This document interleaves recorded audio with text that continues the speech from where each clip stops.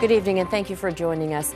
It's been less than a week since tight restrictions were put into place for non-essential travel. Travelers who arrive by air are required to quarantine in a designated hotel for 3 days when they land.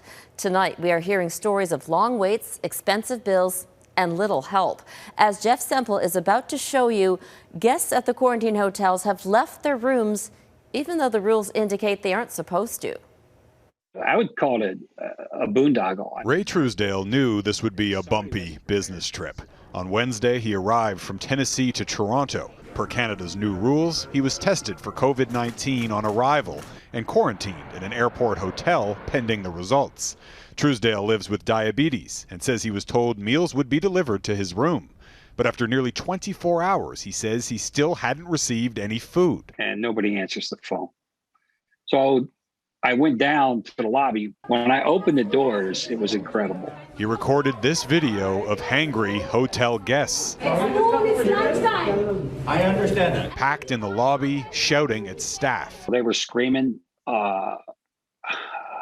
I thought they were going to lynch the manager. Truesdale eventually received some toast and a message that his COVID test sample had been damaged and he needed another. But there's nothing on there that tells you what to do.